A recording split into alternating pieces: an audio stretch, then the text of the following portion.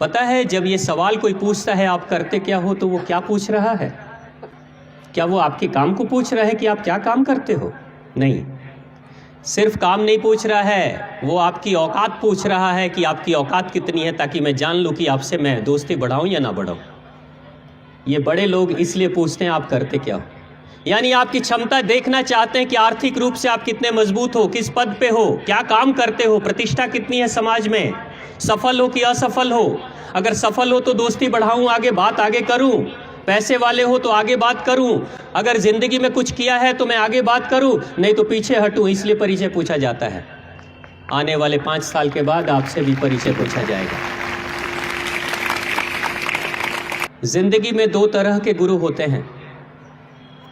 एक गुरु वो जो हमारे साथ बैठे हुए हैं, सारे गुरुजन ये हमारे गुरु हैं, और जिन स्कूलों से आप पढ़कर पहले आए हो वो सब भी गुरु थे। इनको हम अंग्रेजी में टीचर कहते हैं। ये गुरु हैं, ये मार्गदर्शन करते हैं, हमें सिखाते हैं, कुछ बतलाते हैं। लेकिन एक दूसरा भी गुरु होता है ज़िंदगी में, जिसको हम समय कहते हैं, जिसे हम टाइम कहते हैं। ये गुरु टीचर्स हैं और वो दूसरा गुरु टाइम होता है। इन दोनों में बेसिक फ़र्क होता है। ये जो गुरु होते हैं ये प्यार से समझाते हैं, पहले समझाते हैं, पहले सिखाते हैं, पहले बतलाते हैं और बाद में इम्तहान लेते हैं। सालों भर आपको पढ़ाएंगे, पूरे 1 साल पढ़ाएंगे, साल के अंत में इम्तहान लेंगे। ऐसे ही होता है ना बच्चे, ये गुरुजी लोग ऐसे ही करते हैं, इनका तरीका ऐसे ही है। लेकिन जो समय गुरु है, टाइम जो गुरु है, उसका तरीका अलग होता है। वो पहले ही इम्तहान ले लेता है। समय किसी को सिखाता नहीं, किसी को पढ़ाता नहीं, किसी को समझाता नहीं, कुछ नहीं करता, पहले ही इम्तहान ले लेता है। और इम्तहान के बाद जब इंसान फेल होता है तो बाद में वो समय सिखलाता है। तो इस टीचर में और उस टाइम टीचर में बेसिक फ़र्क यही है, ये पहले सिखलाएंगे, बाद में इम्तहान लेंगे, वो पहले इम्तहान लेगा, बाद में सिखाएगा। इसे समझने के लिए एक छोटा सा एग्जाम्पल मैं दूं आपको। आप कभी भी किसी खतरनाक सड़क पर चलेंगे, यात्रा जब आप करेंगे, तो जहाँ पे सड़कें ख़राब होती हैं, पहाड़ी सड़कें जहाँ होती हैं, जहाँ खतरनाक सड़कें होती हैं, एक्सीडेंट्स होने के चांसेस जहाँ ज़्यादा होते हैं, उन सड़कों की शुरुआत से पहले एक बड़ा सा साइन बोर्ड लगा होता है। कभी आपने देखा है, कभी देखा है बच्चे आप लोग? साइन बोर्ड पे लिखा होता है आगे की सड़क खतरनाक है। ऐसा पढ़ा है कभी? आगे की सड़क खतरनाक है, संभल कर चलना, ऐसा साइन बोर्ड लगा होता है। वो जो साइन बोर्ड होता है जो बतला रहा है कि आगे की सड़क खतरनाक है, संभल कर चलना, वो साइन बोर्ड कोई और नहीं, आपके ये सभी गुरुजन हैं जो पहले ही बतला रहे हैं कि आगे की सड़क खतरनाक है, संभल कर चलना। लेकिन वो साइन बोर्ड किसी को रोकता नहीं है, किसी के गाड़ी के सामने आकर खड़ा नहीं होता, चुपचाप प्यार से इशारे से बतला देता है।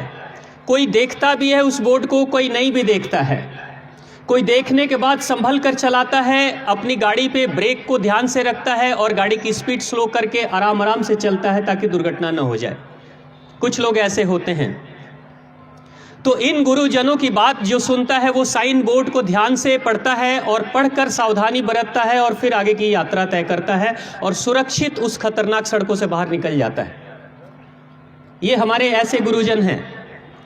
लेकिन समय जो होता है, समय एक ऐसा टीचर होता है, जब समय किसी इंसान को सिखाता है, जो समय के भरोसे पे रहता है, इन गुरुजनों की बात जो नहीं मानता है, समय के ऊपर चलने वाले लोग साइन बोर्ड को देखकर भी, पढ़कर भी सावधानी नहीं बरतते, संभल कर नहीं चलाते, अपनी मस्ती में चलाते हैं गाड़ी को, खतरनाक सड़कों पर जाते हैं, कभी गाड़ी पलट जाती है, कभी एक्सीडेंट हो जाता है। मैंने हिमालय क्षेत्रों में देखा है, गाड़ियां जब पलटती हैं तो 50-50 फीट नीचे चली जाती है।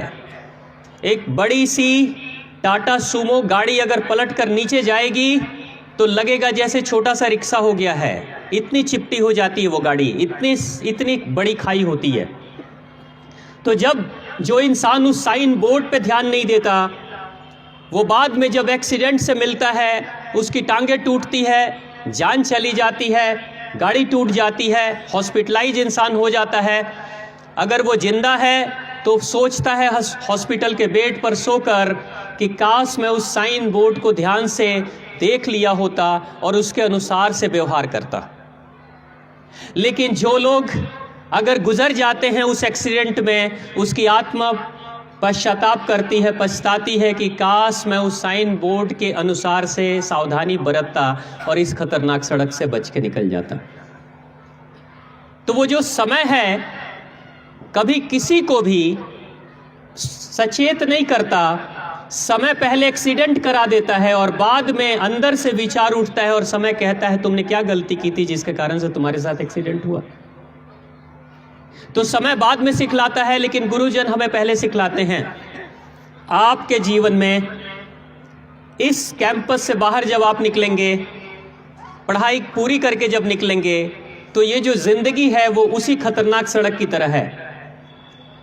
इस सड़क पर अगर इस कैंपस में आप अगर ठीक से पढ़ाई नहीं करोगे तो उस सड़क पे दुर्घटनाएं बहुत होंगी। जिंदगी की सड़क पर दुर्घटनाएं कैसे होंगी? कोई बच्चे पढ़ लिख कर हाथ में डिग्री है, सर्टिफिकेट है, लेकिन बेरोजगार हैं, कोई काम नहीं है उनके पास। कुछ बच्चे ऐसे हैं कि पढ़ाई लिखाई तो है लेकिन नौकरी नहीं होने के कारण से 2 वक्त की रोटी का भी बंदोबस्त नहीं कर पा रहे हैं और गरीबी में जिंदगी भी बिता रहे हैं। यह दुर्घटना है जिंदगी की।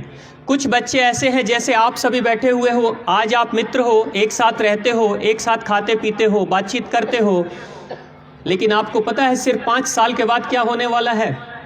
आप में से बहुत सारे मित्र एक दूसरे को पहचानेंगे नहीं 5 साल के बाद मिलोगे तो। ये मैं कह रहा हूं, याद रखना इन बातों को। आने वाले 5 साल के बाद आपके यही मित्र आपसे शायद नहीं मिलेंगे। क्यों नहीं मिलेंगे? क्योंकि एक बात होगी, बड़े लोग एक बात पूछते हैं, छोटे बच्चे तो नहीं करते, छोटे बच्चे तो नहीं पूछते हैं, आप लोग भी नहीं पूछते। छोटे बच्चे किसी अनजान इंसान से मिलते हैं तो कुछ नहीं पूछते हैं, बस ऐसे ही नाम पूछ लिया, इससे ज़्यादा कुछ नहीं। लेकिन बड़े लोग एक शब्द बार बार रिपीट करते, एक वाक्य बार बार रिपीट करते हैं। पहली बार किसी से मिलते हैं तो कहते हैं आप करते क्या हो, आप करते क्या हो। बचपन में याद रखना बच्चे, आज के समय में एक साथ खेलोगे, खाओगे, पियोगे, सब कुछ करोगे एक साथ, लेकिन ठीक 5 से 10 साल के बाद आज खेलने में बड़ी रुचि आती है ना, बड़ा अच्छा लगता है, साथ में खेलो, खूब सारी बातें करो, मौका मिल गया तो रात भर बातें करते रह जाएंगे, पढ़ाई छोड़ो, ठीक है। 10 साल के बाद पता है क्या होगा, किस चीज़ के लिए भागोगे? आज खेल के लिए भागते हो, 10 साल के बाद अब पैसे के लिए भागोगे। पैसा चाहिए, पैसा कमाओ, बिजनेस करो, नौकरी करो, व्यापार करो, जो करो, लेकिन पैसे के पीछे भागोगे। प्रत्येक नौजवान इंसान यही सोचता है, ज़्यादा से ज़्यादा पैसे कमाऊं। आप भी यही सोचोगे। हमारी जो बहनें बैठी हुई हैं, अगर आपकी शादी भी हो जाएगी तो भी सोचोगे कि काश मैं अपने पैरों पे खड़ी होती, अपने पति से पैसे नहीं मांगने पड़ते। ये आप भी सोचोगे। और आज वक्त है, आज के समय अगर प्रयास करके, ठीक से मेहनत करके अगर पढ़ाई आपने कर ली, अपने पैरों पे आप खड़े हो गए, तो जिस भी घर में जाओगे वहाँ आपको सम्मान मिलेगा। और नहीं तो रोटी तो हर जगह बेलनी ही पड़ेगी। पढ़े लिखे हो चाहे अनपढ़ हो, रोटी तो बेलनी पड़ेगी। कुछ बहनें पैरों पे खड़े होकर रोटी बेलती है तो आत्म स्वाभिमान के साथ रोटी बेलती है, नौकरानी भी रख सकती है। लेकिन कुछ बहनें अगर कुछ नहीं कर पाती अपने जीवन में तो रोटी तो बेलती है मगर रो रो के बेलती है। हाँ बेटा, आप लोग की ये नौबत नहीं आएगी, मैं यही माँ से कामना करता हूँ। लेकिन याद रखना, 25 साल, 35 साल, 45 साल की उम्र में इंसान पैसे के पीछे भागता है और सफल होना चाहता है। आप भी सफल होना चाहोगे, आप भी सफल होना चाहोगे, क्योंकि सफलता से ही आपका परिचय होगा। आप कितने सफल होगे उसी के अनुसार से आपकी दोस्ती होगी लोगों से। कभी भी याद रखना, पैसे वालों की दोस्ती पैसे वालों से होती है, सफल लोगों की दोस्ती सफल लोगों से होती है। आईएएस आईपीएस की दोस्ती कभी पियून से नहीं होगी। बिजनेसमैन की दोस्ती बिजनेसमैन से होती है, मंत्रियों की दोस्ती मंत्रियों से होती है। आप जितनी अपनी क्षमता बढ़ाओगे उसी के अनुसार से आपको सोसाइटी मिलेगी, आपको लोग मिलेंगे, आपके मित्र मिलेंगे।